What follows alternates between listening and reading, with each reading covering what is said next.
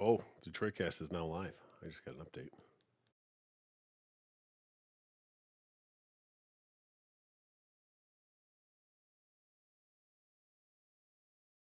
God damn it.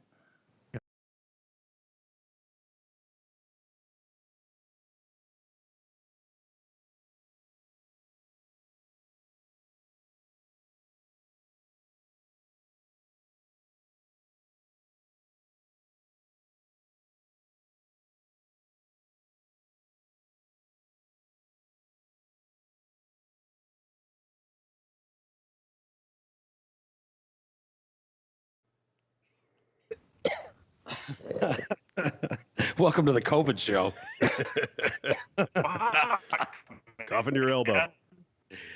God, this is the most unprofessional professional broadcast ever. Welcome, everybody, to the show. Shalom, Biggie. Hello, Travis.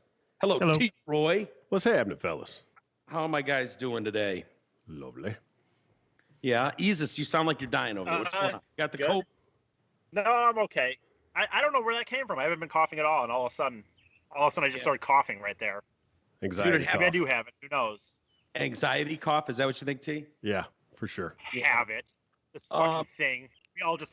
Do you have it? Someone fucking coughs. They got it. Isn't that hilarious? That's what I do. I sneeze in the house. I haven't left the house in weeks. I'm in the house and sneeze, and people are like, they look at you sideways. I'm like, yeah, I got COVID. God forbid anyone get a cold, a sniffle. Yeah. Doesn't mean the fucking end of the world, but that's just the way it is right now. Although I went on a spree the other day. I don't know what blossomed out here or bloomed or whatever, but man, I started sneezing and couldn't stop. I'm talking like 5 hours, just nonstop. And I got hit with something I've never, run into before. It was pretty bad, but it's been a horrible year for allergies for me too. The spring. I don't know what it is, why, but it's been awful. And a tough time for that. To always have the sniffles and the caw and the sneezes. It's a tough time.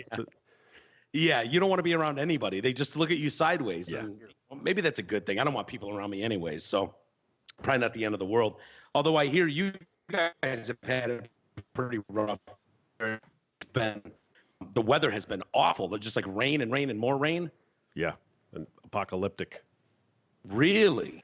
Yeah, there's places like flooded out. I got a Facebook thing from my cousin or whoever, but somewhere, I don't even know where the hell they live, but they were evacuated because some dam near them gave way and their town was being evacuated because all the streets and everything were flooding. Yeah. Yeah. Well, I was evacuated temporarily yesterday. We had we were supposed to do a show yesterday, and I did that video of the planes going overhead. There was a fire in the mountain here, not the Grateful Dead song, but and it wouldn't stop, dude. And so at night it was like, cool, look at that glow off the mountain, and it's right behind us. And then the next morning, the planes were there, and it was kind of cool. They're flying low and dropping shit, and then it just went away. And the next morning, man, there were 10 planes. Trav, you would have loved it. 10 planes flying up around, and it was cool because they've refashioned these 747 jets, and so the whole underbelly of them is like a red box, and the shit just opens up and dumps that red, stuff. 747s. Are you for real, Clark? Dude, I'm for real. They are 747s, and someone wrote to me and said, yeah, they did this. They took a bunch of 747s and refashioned them into these type of planes, and so they've got Ryan Fiorini's in his plane leading the way, and then a 747 behind him, and then when Ryan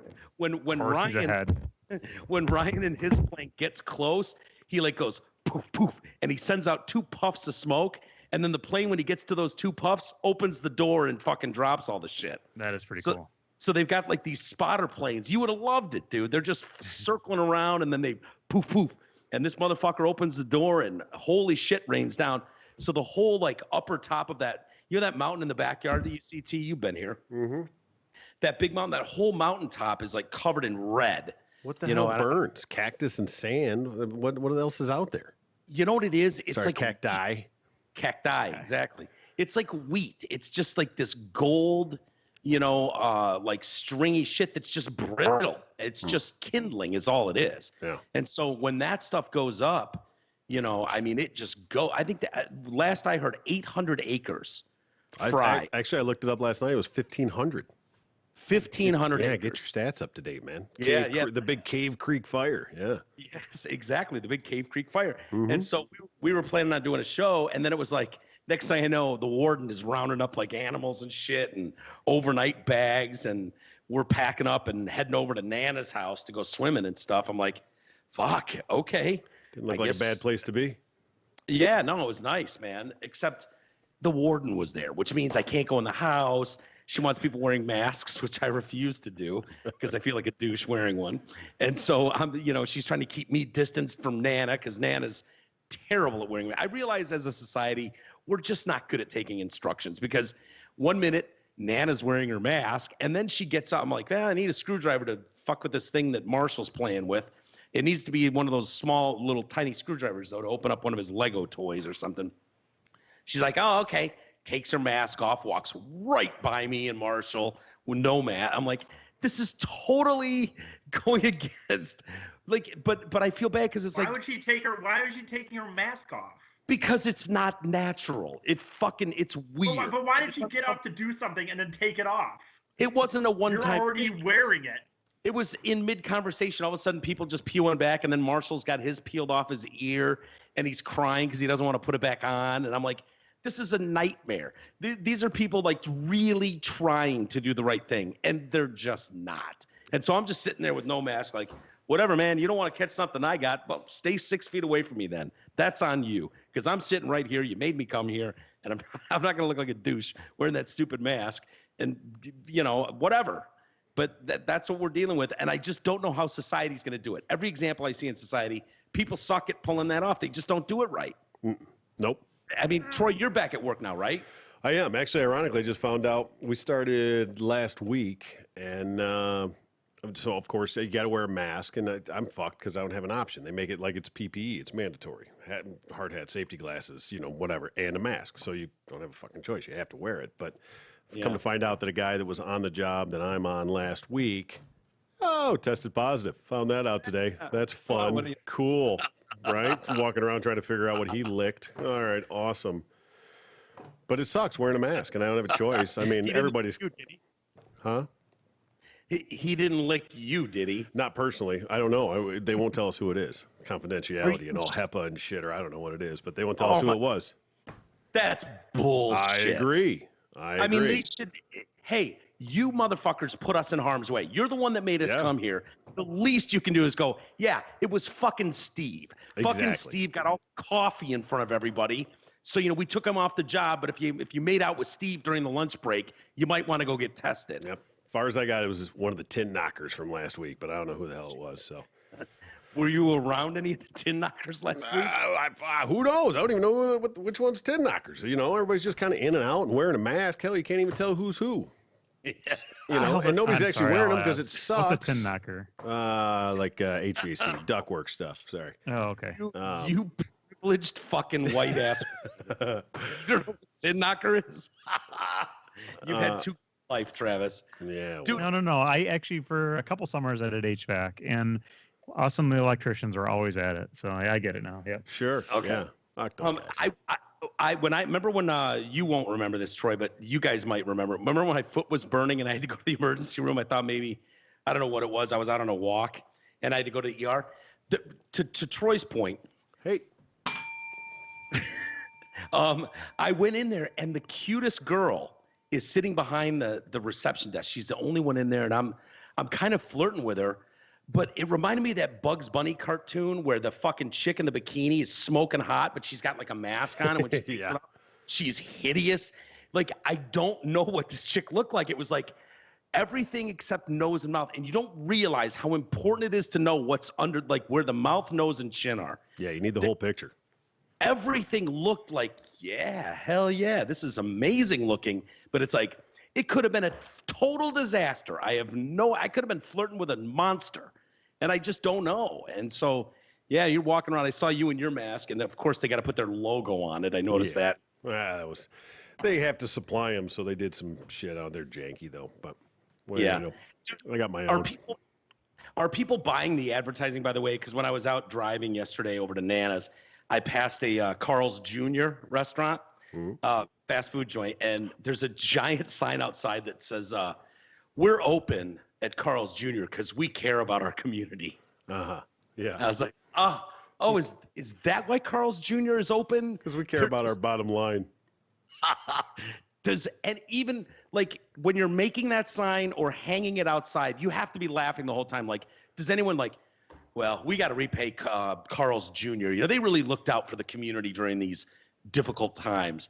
So I'm just like, nobody's buying that, sir. Yeah. Carl, nobody's buying that. We all know what your bottom line is. Carl's Jr. is open because Carl's Jr. cares about money. Exactly. Yeah. But everybody needs a milkshake once in a while. Yeah. Get to some things. We'll get to some things in the news. I did want to get a little update, Isis. I know last time we talked, you were heading over to Trav's, hopefully on Saturday for a bonfire. I highly recommended you get into some sort of therapy with Jen, his wife. And did you end up going over there? Yeah, I did. Yeah. Yeah, it was good. I mean, I don't know. I'm not going to get too much into what was said, I guess. But I mean, it was. I did go over, and I did find it helpful to listen to someone who knows what they're talking about, explain stuff. It's hard to do that stuff to me though, like, because I'm so aware that when you're telling a story to somebody and you're like, well, this is what happened. I'm telling it from my perspective. I always say to people, like, I wish that I could somehow take this other person that's a part of this story and freaking mind melt with them. So it's like they know, like, because I hate the concept that I'm just sitting here saying, and I did this, so tell me I'm right. You know what I mean? Or something. Well, you know what, E? I would totally agree with you, but I think you're one of the rare individuals who takes more blame than probably you deserve. So I wasn't there, Trav, you can elaborate, but Troy and I weren't there, but my guess is you're taking on more than you even deserve. You're weird like that. Like most people want you to hear their side of things and why that fucking bitch, or I'm right because of this, and they really believe that, but you tend to not do that. I don't know, Trav. You can Travis can say. I'll say this real quick. Let me say this. I do that. And honestly, though, I know some people could end up thinking, well, that's just a way of lack of self-confidence or this or that. And I'm not saying I'm not an insecure person or I don't lack confidence, but that's really not where that stems from, especially in this situation. But in general, it stems from the fact that I understand that I'm telling a story and that I have no matter what, as objective as I can be, I'm telling it from my perspective. And I try when I'm asked, especially if I'm seeking advice, I want real advice. I don't want someone just to yes man me or tell me, you're right, Eric, you got, that person wronged you. I just don't care for that. That's what the Chubbs of the world are for. The TCGs of the world, not Dr. Jen. Like you need to be able to be honest and go, here's where I think I fucked up. Here's where I know I fucked up. Yeah, I did. Yeah. And I thought it went well. How did he do, Trev? He did great. Yeah. No. I don't think he gives himself enough credit. And I think him and Jennifer had a good conversation. If he probably didn't notice because he was deep in conversation with her. I tried to say the hell out of it, and I just sat there and, quite frankly, overserved myself. By the end of the night. Yeah, by the end of the night, it was rough. Was it Sunday? Yeah, Saturday night and Sunday. Sunday was rough for me. So yeah. I believe that was college. May or may not have ended. What's that, E? We may or may not have ended the evening talking on the ham radio to some people. So. Oh boy. Yeah. Some dude in Green Bay. Some dude in Green Bay, Wisconsin, and I had to say about. You want to talk? There's a call sign you have to have. It's a license to you take an exam and you're licensed, so you can talk on legally. And I think I had to get my call sign like 3 or 4 times. Not because the signal was bad, because I slurred through the whole 5 or 6 characters. Yeah, it was bad. I'm like, I'm sorry, man. You rowdy fuckers. It's bad to have on hand at your house like ham radio or a broadcast studio. Like T-Roy and I, there are many times we've done shit like, you know what? We need to go downstairs and put this on the microphone right now. 3 a.m, we're downstairs, and it's like the next day, it's like, yo, man, did you post that? No, I didn't. Delete. Okay, good. Let's just delete whatever that was we did last night at 3 a.m. But I'm sure people would love to hear, but they never. Problem is what, E? Well, these days, the reality is you can have a broadcast studio anywhere you want. I haven't done it in a while because I haven't felt like it. But I mean, I've literally, after some of those comedy shows, if you remember, I had one last year where I think I basically fell asleep on Facebook Live drunk at like 2 a.m. You did. Yep. Yeah. I remember. I've seen you do some. I've seen you do some where it's like a welfare check should be done at this point. He's literally he's beyond slurring. He's just mumbling words now. The one, Someone needs to get him on his side because if he pukes, he's gonna die. the one of those nights, actually, the one that I actually fell asleep, I think legitimately just fell asleep, or did you pass out on camera? I woke up the next day and I was in a small town where I was in a hotel, and the hotel door just went to the outside. It didn't like have a hallway, and That's the a door was motel. just open. Yeah, motel. I think that's the but definition, I think. Yeah. It was a motel, yeah, for sure. But it was like the door was just open, and I was on the first floor. I mean, anyone could have just walked in. Jesus. What do you guys have stories like the weirdest place you've fallen asleep or doing something like during a Facebook Live? I admitted that I fell asleep a couple times during sex, Oof. on top of someone and like snoring. Right after you finished? Because Well, I that's totally legit. Like pump. No, like balls deep in someone with my forehead on top of their forehead and snoring. Oh, yeah. Yeah. No, can't say that. I'm not happy about that. It was Sure. rare, but and I'm not saying I was totally sober when it happened, but Well, Yeah. I mean, I obviously have the Mackinac one, but the other ones would be NASCAR times. I mean, one time I was at Charlotte for the Coke 600, and I just started drinking at 7 a.m, and it's a night race that starts at 5 o'clock and goes to 9 o'clock, and I literally just fell asleep in the chair. And then I woke up with 2 laps to go. My driver was in second place, and Chubbs' driver was in first. And I'm like, oh, your guy's going to win. And he's like, shut up, dude. You're going to jinx it. His tire goes down. My driver wins. And then drunkenly, I just start taking beer and shaking it all over. There you go. The hillbilly champagne toast. I don't know how I did. The idea that I have not gotten my ass handed to me in my life is incredible. it's Incredible. remarkable. I know. Well, Jay has often said it's a miracle you still maintain all your teeth. I know. Like you passed out at the in the concourse of a race. Right? At one point, I remember that, like sleeping in the middle of the concourse with people stepping over you. I had a worse one, dude. I had a time at MIS. This is way worse because passing out, like, no one's gonna probably just punch you because of that. They're just gonna walk by you, maybe spit on you or something. But like, Laugh. I had laugh. I had a time at MIS where I was belligerently drunk, and I mean going up to people with a decent velocity and just shouldering them, and then going Robbins racing, and then just walking by. I respect the shit out of that, E. I'm just going to say. Yeah, but you're a big boy, Troy. Jesus is a pussy. Like I Right. think the my thought ass, of him like manning up and kind of fucking, because that's an aggressive move to shoulder. Were you doing it to chicks, kids, no, just guys? dudes. I was running up and just bumping into them very heavily, and then just going Robbins racing, and then just walking by. Like, I think the rubbing racing is the saving grace there. If you just do that, you can get knocked the fuck yeah. out probably. Yeah, but maybe. you throw a Robbins racing in there, then everybody's at NASCAR like, yeah, sure is, man. oh fuck it, hell yeah! I've had Yeah. a few beers Hell myself. yeah. whatever. That's probably the one place on planet Earth where they'd understand. Sure. And there you go. Yeah, we lost him. That's okay. Oh no! What up, E? We lost Mike. Oh. Dun, dun, dun. Like, what do we do? I don't know. So, E, give us an update on. There you go. Oh, hey, he's Whoa. back. Hey, welcome. Whoa. Hey, That was weird. All of a sudden, it was like poof, everything's gone. I was at my sign-in screen, and I'm like, I hope Trav knows the fucking unlock passcode to my screen because I don't remember. He's gonna have to say it out loud to me for me to get back in this motherfucker. it's in your instruction manual that you did not read. I'm sure. I've looked it over. It's just not on hand right now. We're beyond that. Did we finish that story? I don't know where we were. Yeah, we were gonna bring it home for you. All right. A lot of stuff. I imagine you guys are watching a lot of TV, movies, shit like that, right? Yeah. Or you- Gotta I'm trying pass to the really time find- somehow.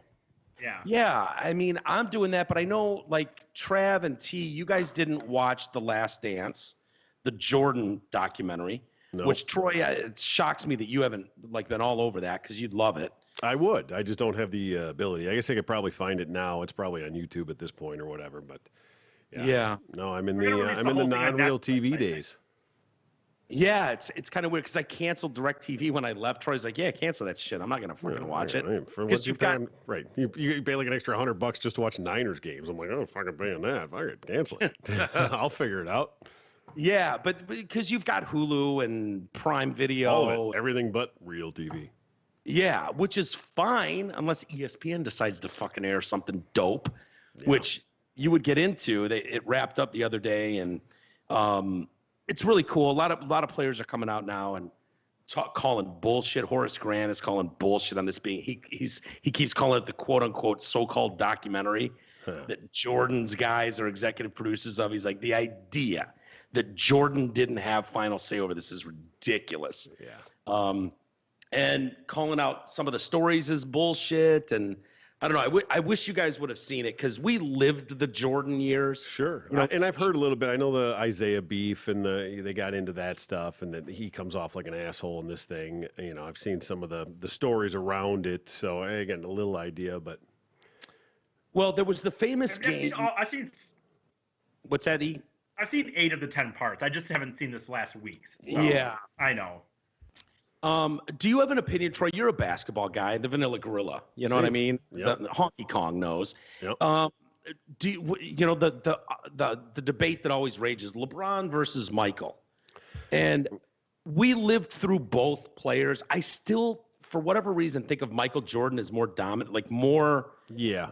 Maybe Well, he was just bigger. It's a different time too.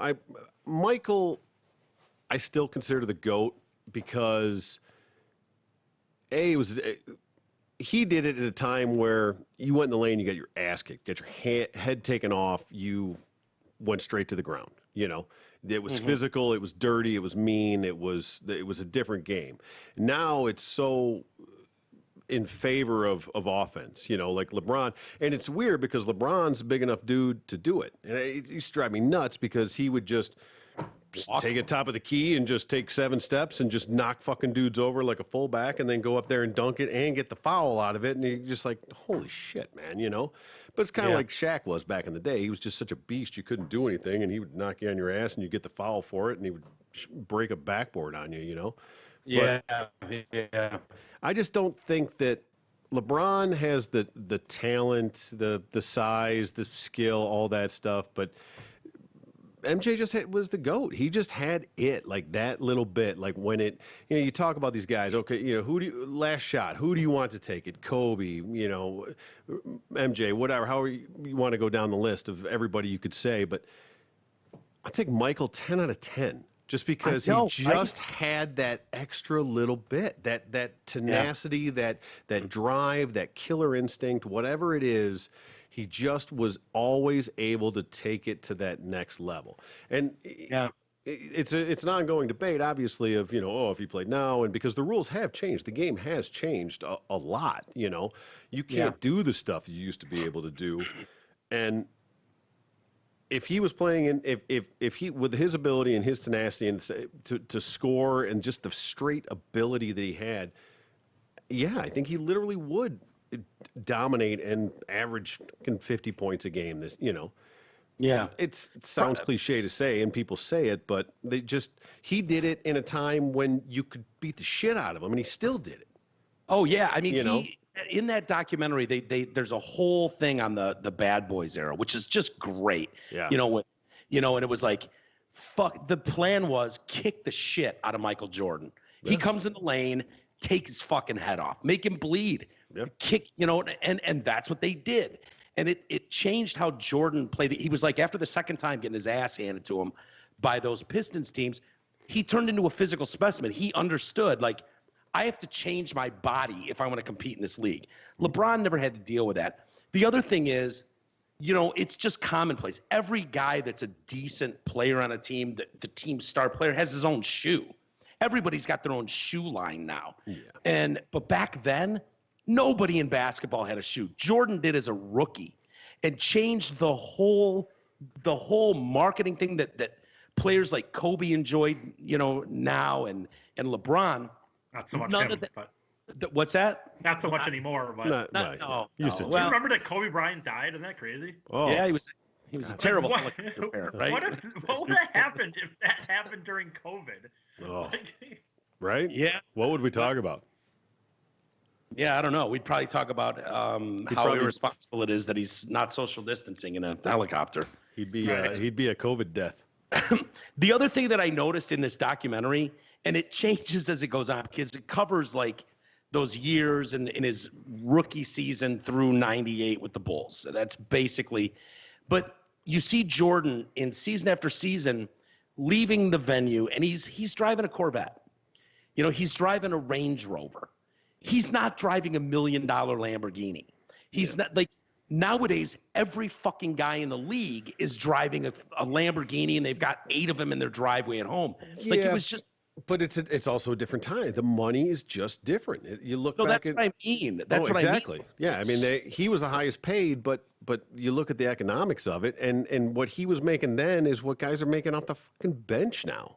Dude, $3 million a year in his prime. Yeah, that $3 million a year. which at the time was guy- unheard of, and great money. But when you look at how it snowballed and escalated, and where we're at now on these salaries and stuff, last year though.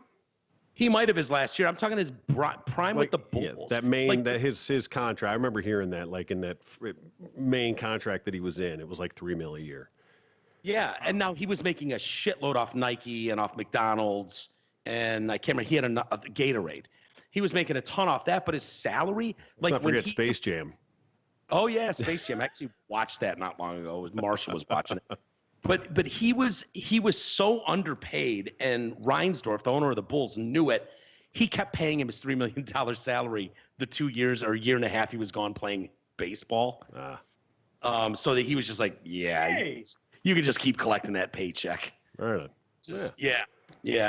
I don't know. I still think you should watch it, but Horace will. Grant is making some statements now going, man, fuck Mike. The way that thing's edited and, him, the way he bullied people. He's like, they didn't show in the documentary that I stood right the fuck back up to him. I didn't give a shit who he was.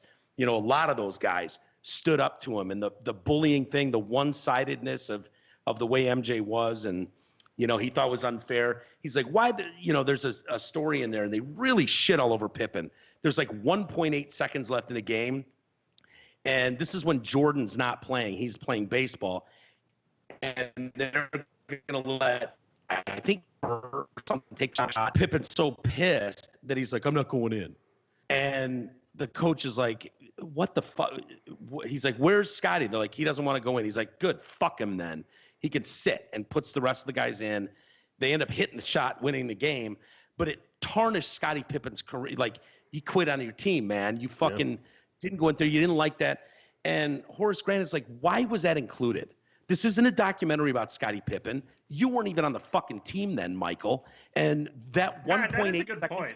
you needed to fucking drive Scottie, the greatest number 2 to ever play the game. You needed to just dig that in there and throw that in there for the world to see and kind of shit on Scottie. Horace is making some interesting points about that, That's a very good point. I didn't even think about that. Why Well, there's isn't an- that technically in the documentary? There's an agenda for sure. Well, yeah. I mean, look at Jordan. I mean, the reality is, like, dude, he won't talk to Charles Barkley anymore because Charles Barkley, how dare he suggest that Michael Jordan isn't that great of a GM, which he's not. And so now he's just done with Charles Barkley. Well, it's Like- weird seeing the mind. Like, I wasn't mad at Jordan after watching this. You just saw what we see in Tiger Woods. You saw what we see in Tom Brady. These guys that have accomplished everything, yet still have to somehow find the motivation to go out there with a chip on their shoulder. How does a guy with 5 world championships, regarded as the GOAT, no matter what, he's in the top 2 of every conversation, no matter what, MJ, how does he find inspiration to go out there and be angry at a guy? And it's like someone says, good game, Mike. And he's like, oh, motherfucker, tell me good game. I'll show you good game. And they go out there the Right. next week and just fucking make the guy like be disowned by his family. Like, so abuse the guy on the court. People are like, damn, man, don't ever say good game to Mike. He just fucking ruined that guy. But he had to find, like, George Carl. He's him and another guy going to a restaurant. George Carl, the coach of the Sonics at the time, is there. They're in a series against Seattle, in a playoff series. And George kind of ghosts him. MJ walks by and George Carl doesn't even acknowledge. He's there. He's in this fucking series, with MJ, and MJ's like, oh, really? George Karl, my buddy George Karl. That's what he's going to ghost me? Well, I'll show you, motherfucker. And then go out there and just rip him to shreds on the court. It's like, but you got to kind of respect that. Yeah. However he could muster it, he was finding a way to muster some sort of grievance that he had to take on the court with him. Yeah, you take it however you can get it. And like I said, when you're that much better than everybody, it's arguable, but whatever. He's still the GOAT, but yeah, you take influence and however you can get it. And if those are the little things that light his fire and make him go out and get 50 and hit that game-winning shot and do what he's got to do, then that's why he's the GOAT. Yeah, it's cool to watch, and T, I really look forward to you seeing it because you'll love it. And you'll remember so many of those moments. Oh yeah, that we lived through. And it's funny, at one point, Ahmad Rashad is talking because he's good friends with Jordan. He's like, "Yeah, Jordan never had a night off. Jordan wanted to give the performance of a lifetime every night he went out because he knew there were people in the stands that this was the one and only chance they were going to get to see Michael Air Jordan live in person." And so the thought that Michael Jordan could drop 15 on a night didn't exist. He had to go out. And I'm like, yeah, well, I saw him drop 16 or 18 in a night against the Pistons in person. The one time I saw Jordan live, I think he scored 18 points. I'm like, well, he didn't show me his airness that night playing against the bad boys. Yeah, wow. But can't do it every night. Well, according to Ahmad Rashad, he did it every night. And I'm like, well, yeah, except one night in Detroit at the, I think it was at the Silverdome even. Was he playing at the Silverdome? I want to say it was like curtain up. Yeah. Because the original Bad Boys was the Silverdome. Silverdome, right? Yeah. And they went to. When did they move to the Palace for the first or second championship? After for the first and second. Those two were both at the Palace, but the years preceding that were all going up to that. Yeah. Okay. Yeah. So those kicking Jordan's ass days, I went to one of those. Did you ever get to see him live, T? I did. I see. Actually, no, it was the Palace. I was thinking it was the Dome, but that wasn't Jordan. I saw him once at the Palace, but it was not memorable. Ironically enough, you know what I mean? It was just a game I was at, and it was, he was Jordan, but at the time, like going to see Steph Curry now, like I don't remember what his fucking stat lines were. You know what I mean? It's just at the time, it was early on, and it wasn't the GOAT. It wasn't all that, so. I remember going, and I don't remember if they won or lost, to be honest with you. Yeah, isn't that funny? See, and that's another thing. Like, I've seen LeBron numerous times. I was at all those home Pistons playoff games when they were playing Indiana or playing Miami or playing the Lakers. So I saw Shaq and Kobe and the Cleveland series with LeBron. So I saw all those guys. I don't remember any of their stat lines. What I remember is Kobe and Big Ben owning Kobe and Shaq. I don't remember LeBron, but I remember seeing Jordan score 18. Yeah. Like it was like that's why you were at that game, was to see the Michael Jordan on the court. And the other thing too is, and maybe I'm biased, Jordan, the fact that he never got into anything political. Jerry Rice followed that philosophy. Tiger Woods has followed that philosophy. Tom Brady, for the most part, has followed that philosophy. Like, stay out of it.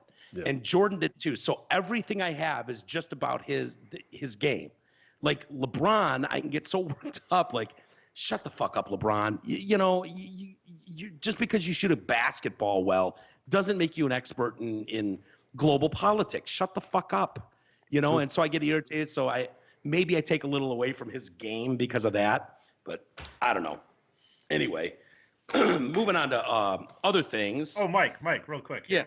Sure, because you talk about watching TV and shit. I watched something the other day that I felt like you deserved a little redemption on, but I hadn't seen it at the time. And if you remember, is yours.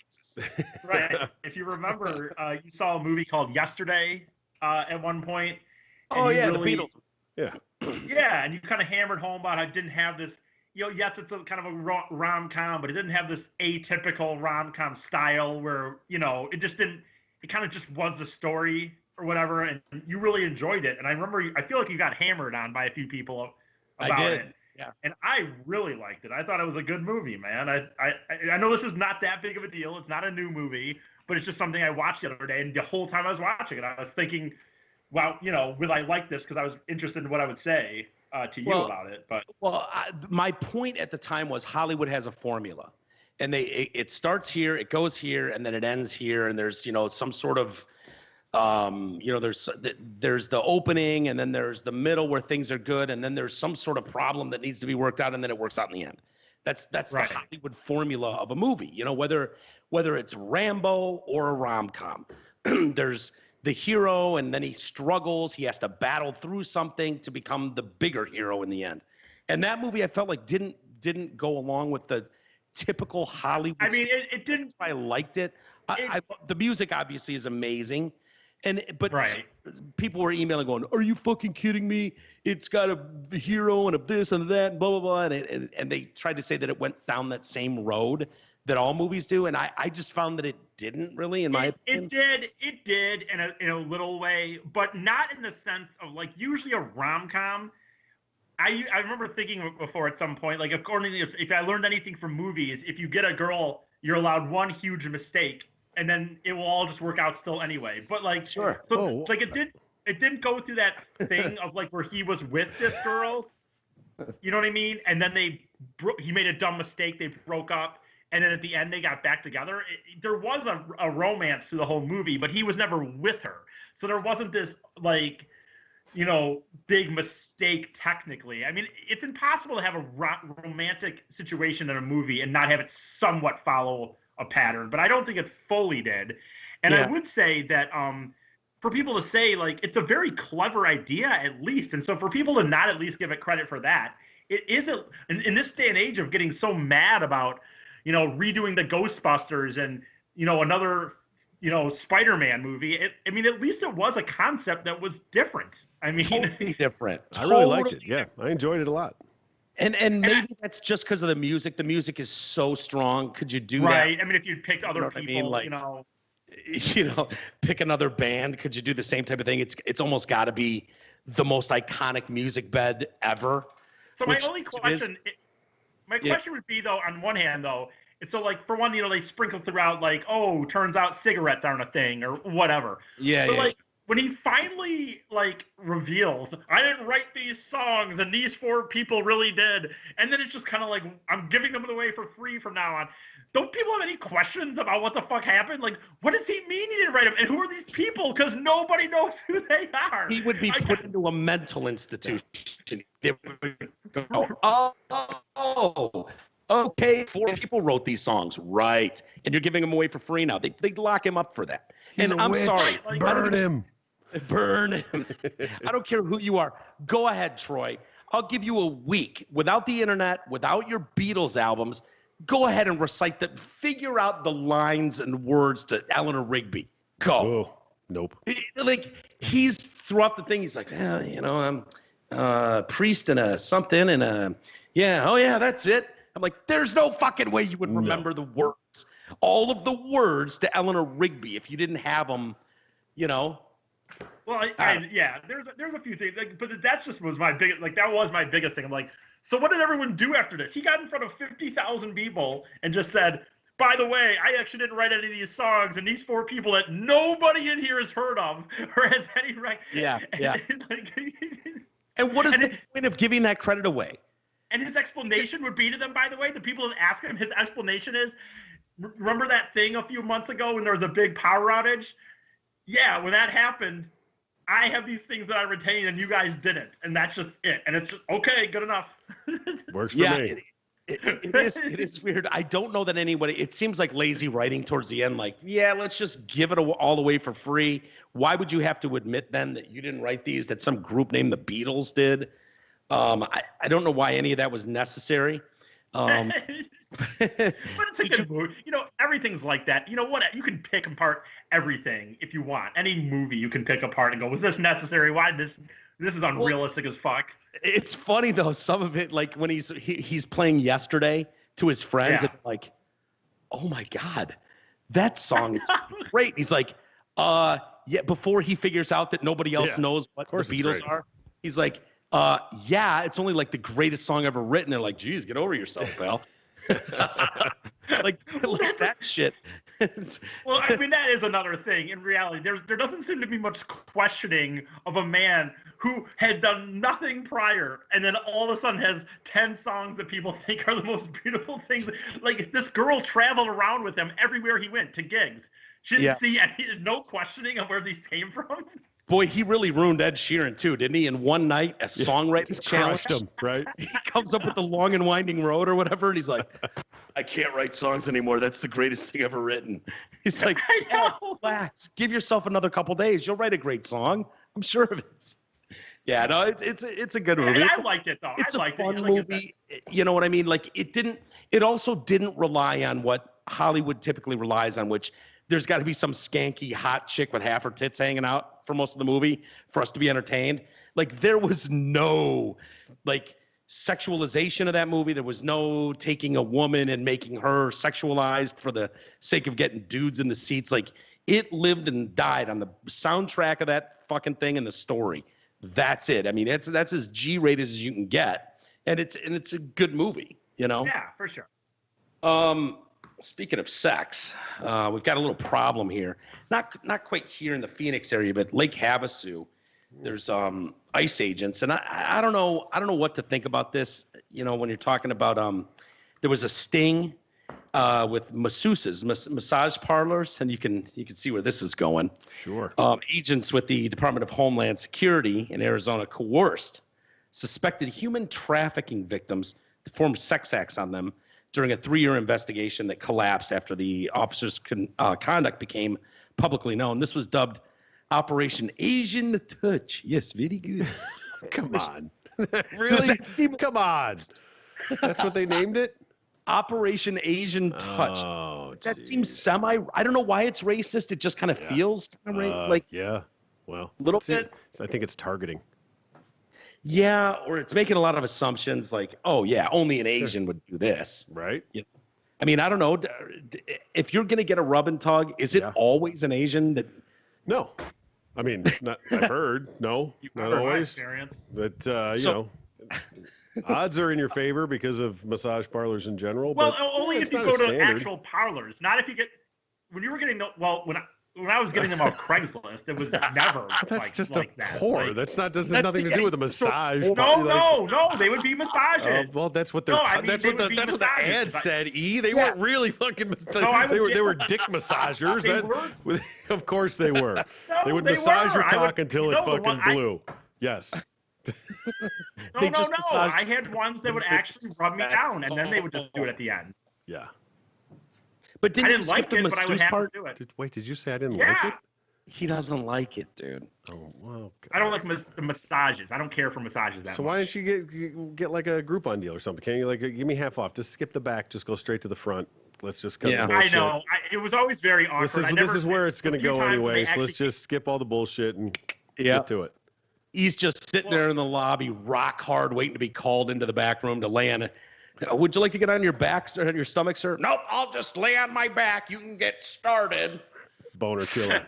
An actual massage. No, I mean, it would be like I'd go to a hotel room and I would get a massage, and then it would turn. Then the extra part would come. But while those massages were happening, I kind of was just like shocking off Craigslist. Really, there was happy endings. Staggering. Right.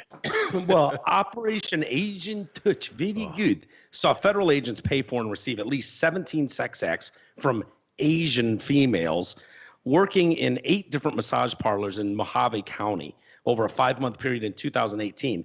The sex probe began in May 16th after some buzzkill called the Havasu police with complaints that local massage parlors were offering erotic extras to their foot and back rub services. You are absolutely welcome to say no, sir. Just deny the service. Thank them for their time. Take your back massage and go. Why you gotta fuck it up for everybody else, though, man? What pussy went in there and went, well, I never, and then ran up. Some dude got jacked off and got home, and his smile was a little too big that night, and his fucking bitch wife got all over him until he admitted he got jacked off, right? Unbelievable. And then someone called the police, because if that was a dude that called the police, you know what? If you don't like it, sir, walk card. out. Now, give it up. You're done. Hand over your man card. You're over. I must go to the police and report this behavior. Again, I say sex trafficking. No, they weren't selling the women. They were just taking advantage of the situation. No, I know, but I've really, I get it, but I'm just saying, honestly, the realization is that, and I've come to this since then, is after doing all that, is like yes, in a perfect world, I think women should be able to sell their bodies for sex. Like, I think it's ridiculous that it's illegal. But the real problem is that in the end, so often I'm realizing now that a lot of these people they don't want to be there. They're doing these things against their will. They're not there because they know they can make an extra $50 giving a hand job. But they can make an extra $50 giving a hand job. But they're not wanting. Yeah, I can do the math, and it seems like you can make a pretty good living. I'm just saying. Yeah, I mean, if you're good at it, I'm not saying give. Oh, I would jerk off. If I was forced into that line of work, I'd give the best HJs man's ever seen. I'd knock out 15 of those an hour. An extra 50? Yeah, if I was getting 50 a pop, I'd make sure I got money's worth. I'd be stroking 2 at once. Just get those dudes off. On to the next one. Huh? You think I'm worth more than 50? No. Oh, yes, that's exactly what I said. I said I've never paid 50. It's crazy. Well, here's how this was working. So, some fucking narc calls the local police and says, "Oh my God, someone's getting a hand job at a massage parlor." They probably went, "Yeah, no shit. Yeah, that's the whole point." Yeah, what are you kidding me? Of course they are. Internal ICE documents show that the officers were given permission by their supervisors to go through with the actual sex acts. There you go. These girls were victimized again by the agency who was supposed to be protecting them, Senior Agent Louis Garcia said. The case began unraveling in the fall of 2019 after defense attorneys obtained some of the evidence prosecutors planned to present. Mike Wozniak, who briefly represented one of the alleged traffickers, recalled listening to audio recordings. They talked about a hand job, and I believe I was hearing one take place. Oh, wait. Yeah. What are you hearing? You hearing a guy groaning, or are you hearing the? Yeah, right there. Yeah, right there. Spit on the tip. Spit on the tip. Damn, something wrong. What is that? What is the audio you're hearing of a hand job? Yeah. Anyway, so in every other, let's see. So he's listening. They talk about hand jobs. I believe one was taking place. In every other case I've ever had, the undercover officer did not go through with the actual sex act. So he'd pull his dong out, and as soon as she went to grip that joystick, he'd go, "All right, that's enough. I'm an ice age. I'm against the wall." Yeah. Spread them. That's enough from you. That'll Go be an against extra the wall, 50. Asian lady. You've fallen victim to Operation Asian Touch. Against the wall, spread them. So, I found pretty repugnant engaged in sex acts with people that, under their theory, would have been he's saying that to the media, not in the locker room at the gym. It was absolutely morally problematic. Of those reports, instance after instance of an undercover federal agent telling a masseuse to jack him is documented. In one exchange, the woman told an officer, "Yes, hand job, $60. How much for oral copulation?" And that's a quote. Nobody says. Does anybody actually say oral copulation? Just the cops. Saying it like that, it's more, it's like, what is he sitting here like? And how much for like is he holding up like? Little close. How much for oral copulation? And what are the chances that she knows what the fuck that means? Copulation. Suck your dick? To see. Yeah, if someone said to me, "How much for oral copulation?" I'd be like, "Get out of here, you fucking pig, you narc." Yeah. I'm not orally copulating you, you narc. So that's what they said, though. Oral copulation. She replied, $120 for oral sex. $120 to get blown. The agent said, way too much. He claimed he didn't have enough money. Well, go to the ATM, dipshit. There's probably one in the hallway. And so here's where they went. So he says he didn't have enough money. She says, "Okay, how about $100? The agent then asked her to take her clothes off. The woman countered again. Good businesswoman. Yeah. She said, "Price of $120 for bro job with nudity." Oh. And a deal was struck. And listen to that. A deal was struck. That means that both parties agreed to this deal, Easy. Yep. You don't have to exchange money at that point if it's been agreed upon. Yes. The woman put a condom on the guy to blow him. Right. Good for her. Good for her. You don't know where that dick's been. Come on. Well, it's probably been in other Asians, massage parlors. So as soon as she put a condom on and put her mouth on it, he was like, all right, enough. Immediately he stops it. And I was like, oh, is he gonna be like, oh, I'm ice. That's enough out of you. He was like, Had to make sure you're really going to do it. instead he's like, just jack it. He knew it was an effort and futility. Yeah. To blown with a condom on. He was like, fuck that. Just pull that thing off and jack it for me. Which she did. And then so she pulls off the condom and then told it, he said, just jack me. The female placed oil on her hand and began to stroke the UC's penis. After a few minutes, the female stopped and gave him a towel to clean himself up. Lasted a few minutes. What do you think is an appropriate lasting time in that situation? Irrelevant, but clean yourself up? What the fuck am I paying for? Wait a minute. What is that? I Clean originally thought yourself that, up. but she did get him a towel. I don't care. Yeah, you go and you get one of the hot, steamy ones out there and you clean it up like a fucking professional. See, Allegedly.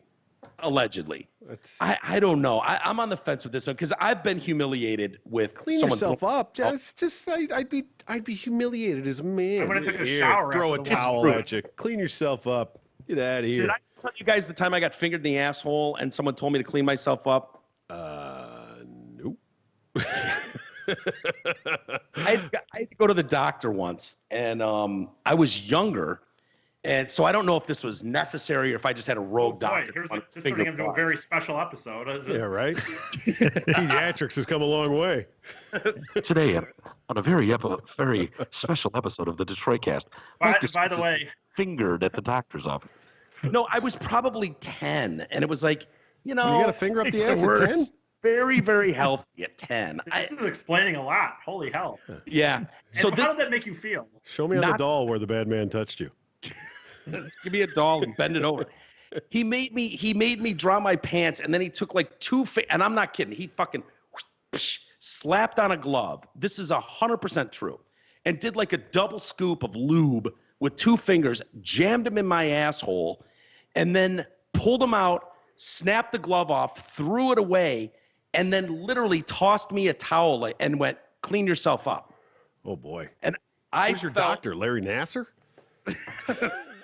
Jesus. I felt shame on a level that no human should feel. Like it was like Yeah. it was clean myself up, sir, after what you just did to me. This is a very Wow. Not That sounds like, only I think even story, lawsuit. That doesn't sound legit at all. I think I was 10. I don't remember having Was two. Mom Walters two- there? Yeah, 2 fingers even up the ass. That's I think a it lot. was. And I'm At least it was 2 fingers of jelly. of jelly. Yeah, get in What the whole he goo. lubed it up. He wiped the hole and then blew on it, and then spit jammed the on it. finger in. Here. But dude, it was so clinical the way he snapped that glove off and whap, whipped it into the garbage, and then went, "Clean yourself up." I don't think felt that's clinical. disgusting. Yeah. between I don't know, this I and never your asked what it was about. babysitter, this explains quite a bit. Don't blame the fact that I got titty under the bra, and made out with my babysitter when I was 12 or 10. Hey, between that and this explains some. I Sure. think this could be explain some What was I behaviors. supposed to do? You think 10-year-old Isis would be able to fucking stand down the doctor and tell him absolutely No, not? I'm not blaming you, Mike. It's not I your don't fault, blame the Mike. It's not your victim. fault. I He mean, would have backed into it. I'm just saying back, this kept might jamming back explain into some future life decisions. Yeah, I remember. I was not one of those kids either that would have walked out. Like I would have been a great victim because I wouldn't have told on anybody. I would have taken it like a man and just Sure. like bottled that. I would have bottled that and held it. I was not the kid that was going to walk into my mom and be like, "He touched my butt. He fingered my butt. He touched my." Yeah, but I I would think not that's how been they that catch kid. the pedophiles because I don't. There's 3 other guys here. Did anybody else get fingers in the butt at 10? I didn't get it till I was like 45 or something. Like at you got to get it finally for the doctor. How was it? Was he nice and was he gentle when he did it to Yeah, you? well, I always said at 44 I was going to switch to like a tiny Asian doctor, and little small hands, little knuckles. Make sure Yeah, manicure go fingers. with a hot doctor. Yeah, no, I still got this big Arab guy, but needs change. You got some big hairy mitt up in your asshole. Yeah, Did he Yeah. blow at least? no. Well, he tried. I told him to go ahead and take it off. I wanted a bare finger. Yeah, there you go. He says you've said you'd rather get prostate cancer than go through that finger in the ass, Yes, right? I would. Yeah. I don't want it up there. Yeah. I don't I blame mean- you've never slipped, like broken through the toilet paper and given yourself a little one real quick?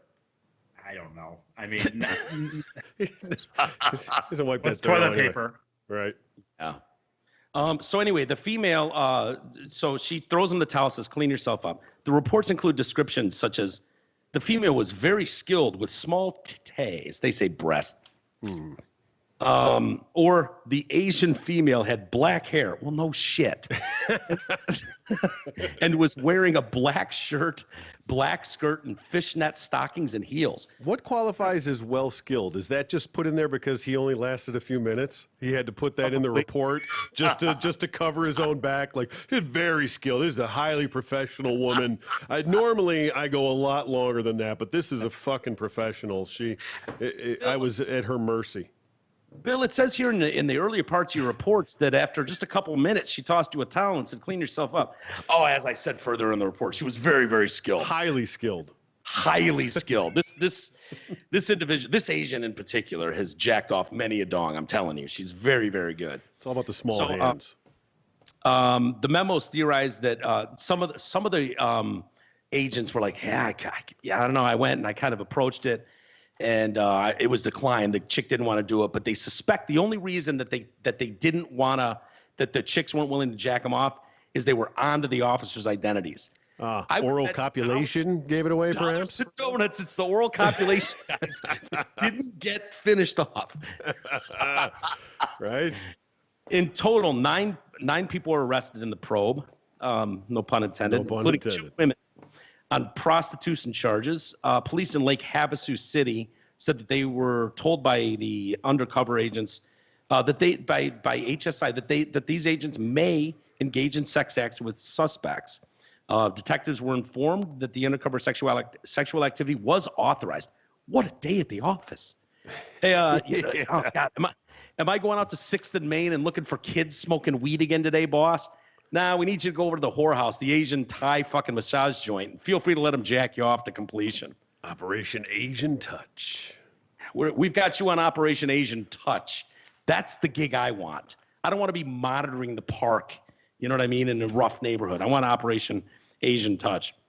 It's illegal in Arizona, as in other states, for police to engage in sexual activity with subjects of an investigation, though HSI does not explicitly ban agents from doing so. All right. So Now, you maybe do that a couple of times and say, you know what? Didn't work. She must have been on to me. I need to go back and do this. You run it like 5 or 6 times till finally, like the last time, be like, all right, you're done. Up against the wall. Yeah. Officer Courtney, how are we coming along on Operation Asian Touch? I got to be honest with you, boss. We're going to need to be on this for a while. Got a lot of work to do. A lot of work.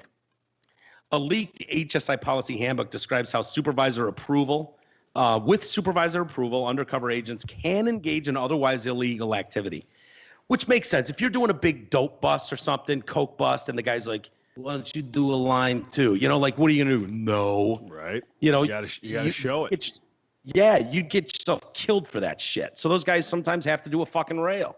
It's a great gig. That's why everyone wants to be a cop. Yeah. So you can do illegal shit, you know? They wanted these guys badge numbers and they wanted them to testify and blah, blah, blah. And their HSI union or whatever was like, yeah, go fuck yourself. We're done with this. We're not playing ball anymore. They do believe the agent's behavior was not unprecedented. Mm-hmm. I'm guessing it was not indeed. Troy, I'm going to assume you've never, engaged in any sort of activity like that. No, guys, of course not. Obviously, none of us have, but does anyone have a theory as to what the play is? Because when you go into a massage parlor, it's hit or miss. Is this one of the good ones, or is this one of the fucking PG ones where they just do the shoulders and legs? Like, is there a move like arch the back, kind of spread the butt up a little bit? I have a funny story from that. I actually would go to a massage place back. My back's jacked, so no rub and tugs. It was a place by the house. I would go and get massages once in a while. I get spoiled when I was overseas. I get them over there. It's a different story. So anyways, I come back and I would go whatever. And it was always just an hour massage. You would do, you know, whatever, 40 minutes on the back, whatever, and then flip you over, and it would be like the front of your chest and head and whatever they would do, and that was it. And then one time, I had to be somewhere, right? I literally had like an hour to kill before, you know, and I had somewhere to be. I was probably get the kids or something saying, this guy don't listen to this.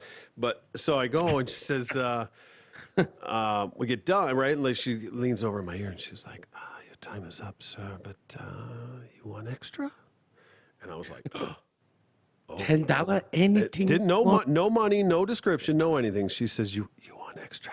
Like all down in my ear, you know? And I was like, fuck, Yeah. I can't. I would have normally said, yeah, for sure, probably, you know? But I was like, fuck, I can't. I got to go. Like, I can't. I got to go. So nothing, boom, do my thing and leave.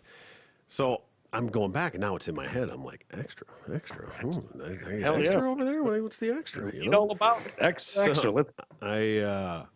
So I go back, and then the next time, right, I get this whole same thing, right? But I get the full hour, full massage, all this, but it's just my back, right? Never flips me over and, you know, does the chest, head, you know, feet, whatever.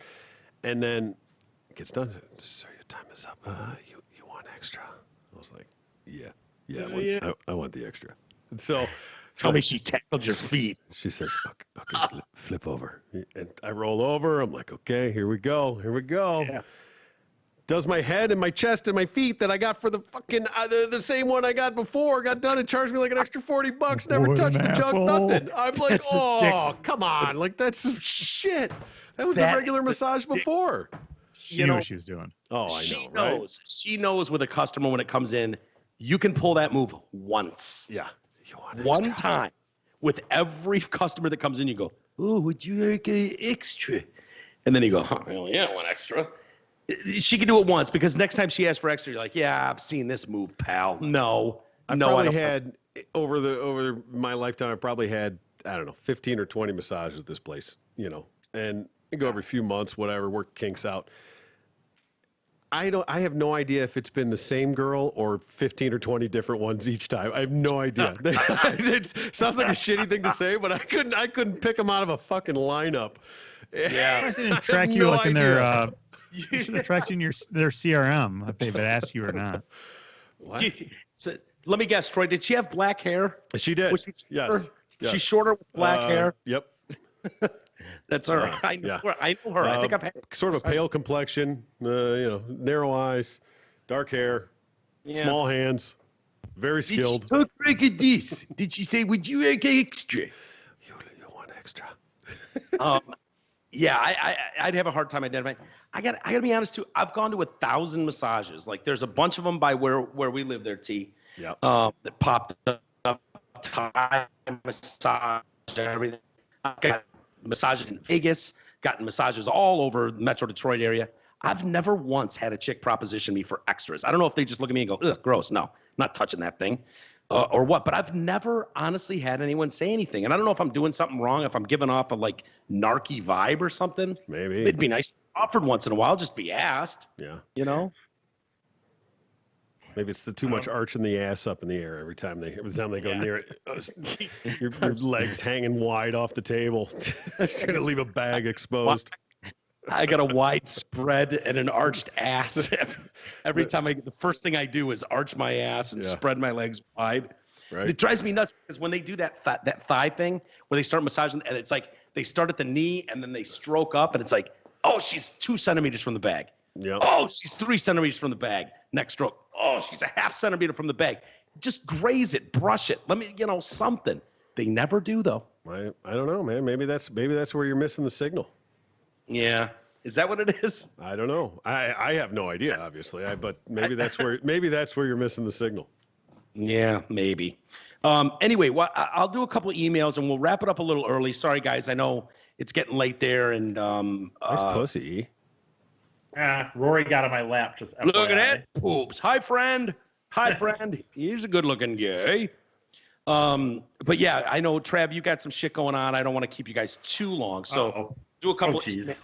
emails. Eric at DetroitCast.com, Walters at DetroitCast.com. Travis even has one at DetroitCast.com. T, we should get you one, No, although thank you you. don't hear from people. Nope.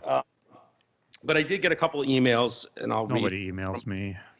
No, yours is all gonna be nerd tech shit. Not the It fun is. It's Pilot Tom, My- Pilot Jordan, and then Karen also emailed me. That's it. See, I'll get emails from creepy dudes that have gotten jacked off, and they'll tell me the signals I need to display.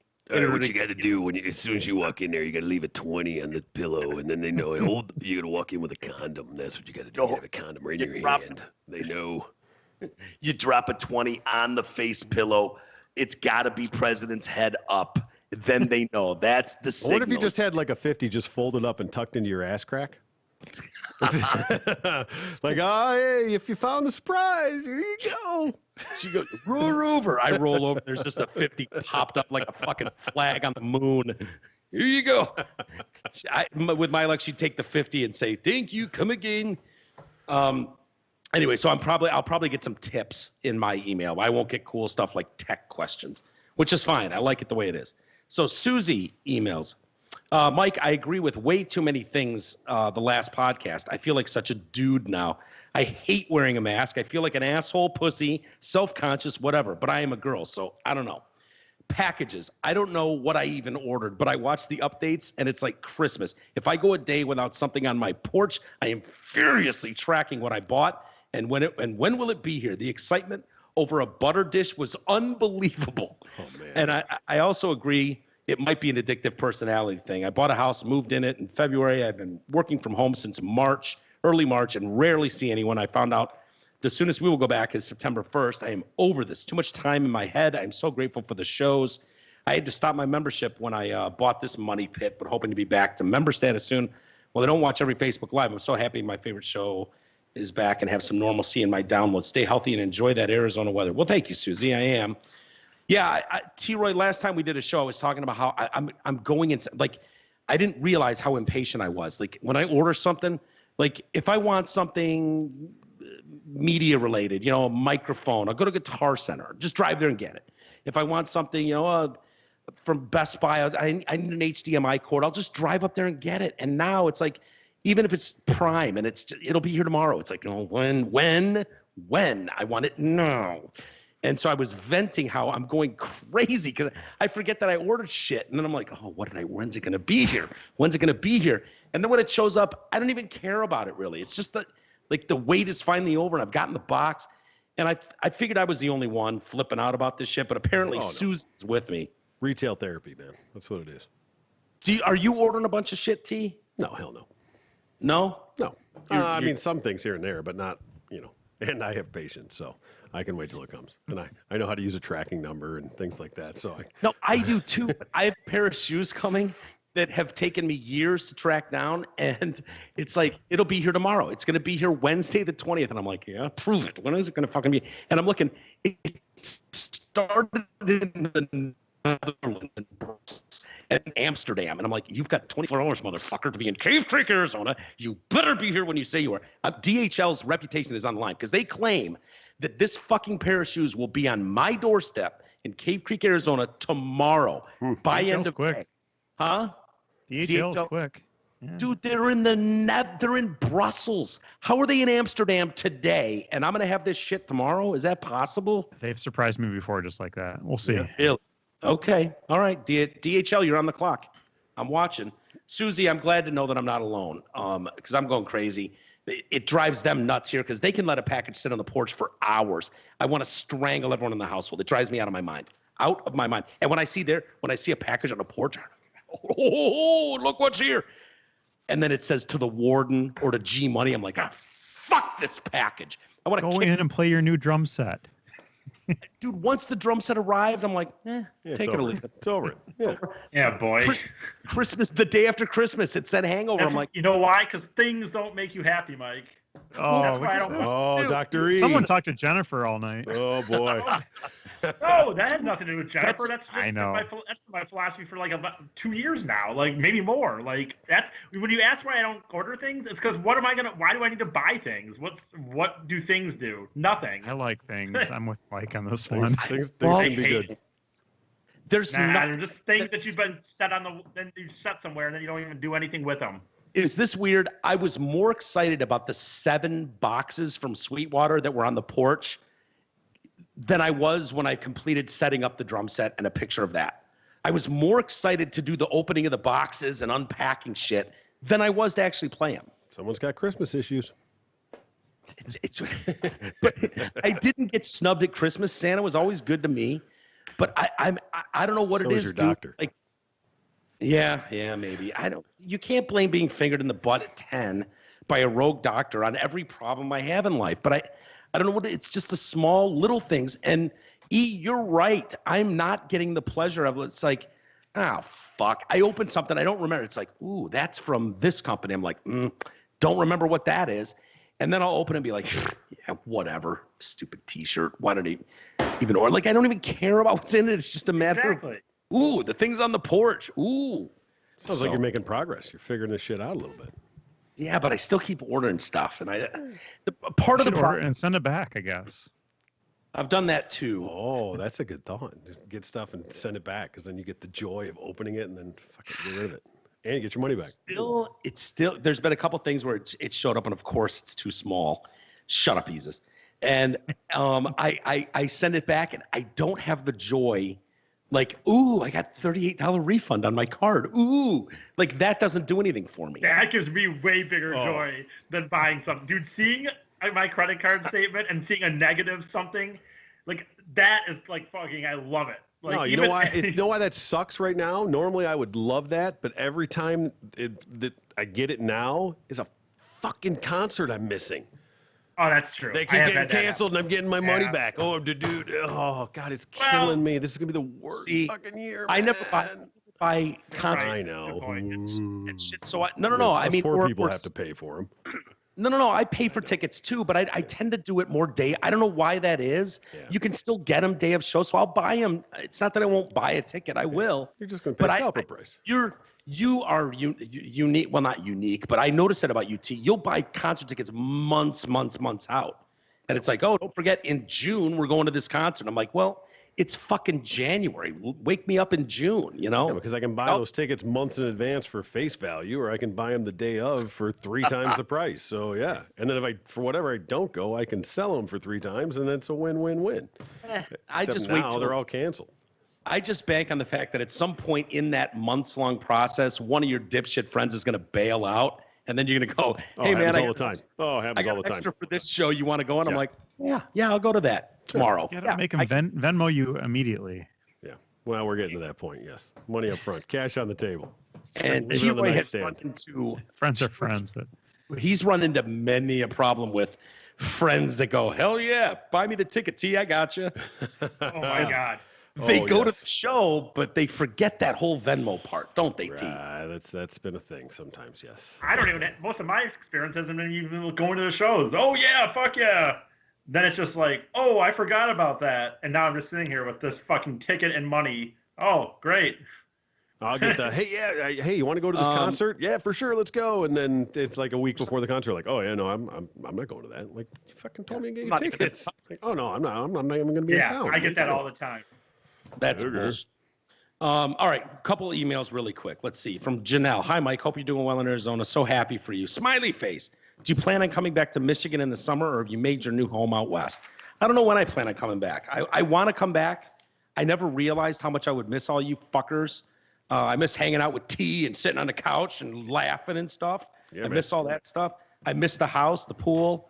Nobody's coming back till the pool's open. Yeah, you're going to open it soon, right? Sure. You'll have whatever. Wait, it's Memorial. It's supposed to be open right now. It's scheduled tentatively for Friday. Okay. There you go. See, relax. How long does it take, Mike? How long does it take to get that pool from it's probably about 65 degrees to 80? A day. Really? Yeah. If you crank the tabs on the time clock have been ripped off, so now when it's on, the heater and the filter just run 24 hours a day. So awesome. That's on my to-do list. Yeah. So yeah. It's an expensive bath. It's a really big hot tub. Yeah. It's a giant bath. It's very expensive. It's going to be a lot different this year. If people come over and visit T-Roy, it's going to be temperate, and he's not going to spend $4,000 on a fucking. Oh, maybe. I know. I need that baby cooking. So we'll see. Yeah. All right. Fair enough. At least in the spring, you got to have it warm to start, and then in the summer you can let it cool down a little bit because it's got to be refreshing. Last one, and we'll move on here. Let's see. Mac from Mac says, Mike, I would love to hear your thoughts about the new Netflix show called Trial by Media. This is something I've talked with numerous people about. how awful it is that the media tends to have more of an impact on high-profile cases. You better believe it does, rather than actual legal implications. You don't have to read this email on air. Too late, Mac. But I would love you boys to discuss. Thanks, bud. Hope you're enjoying my neck of the woods. Also, if you ever want local recommendations on places to go, feel free to let me know. I'd love to give you some input. I'm sure G and the warden have lots of input, but now that things are opening back up, I can give you a more youthful, AKA not married with kids point of view. Thanks, Mac. I appreciate that. Feel free to send me wherever information, because I'm not allowed to leave here. I think I'm going to go to LA next. That's where I want to go next is visit Newburgh, really Michelle, but Newburgh, and hang there for a bit. But I'll take my equipment so I can do some shit there. I just don't know if I'll be welcome back here when I go. But I am doing Newburgh show. Chris called me earlier today and asked me if I'd do his show tomorrow. So if people care to tune in to Heroin Has a Great Publicist, I'll be on there tomorrow. And I forgot to mention this. He's like, you think Trav will pop on really quick to help? You're not doing anything right. I said, I don't know, man. I'll ask him. I can ask him. So I think he just wants to make sure he's not fucking up Skype. I said, I want to be able to look at your beautiful bald head, Chris. So yeah. If not, don't worry about it. It's no big deal. The conversation off the air. He has a bit of an internet problem. His internet connection's from 1995. Yeah, that's true. All right. Keep the emails coming. Keep using mypillow.com, TDC code there, and the Amazon link. I know you fuckers are all ordering stuff through Amazon. It's an easy, and free way to help us out. We get a little kickback from Amazon just for you. You go into TDC, the DetroitCast.com or DetroitCast.com, click on the Amazon link, and it automatically takes care of the rest. So please, for all you people ordering your toilet paper and all your other shit through Amazon, please keep that in mind and tell your friends to do the same. There's a lot of you that have been doing that, and we really appreciate it. With that, we'll call it a day. Thanks, T-Roy, for popping on. My pleasure. Thanks for having me. Of course, buddy. We'll do it again in a couple days, perhaps. And Trav, thank you for everything. Sorry to throw the Newburgh thing in your lap, but what else is new? No pressure. How's that album coming? Anyway, we'll call it there. Thanks, Isis. We'll see you guys soon, and we'll do it in a couple days. Let me know when we're clear, Trav.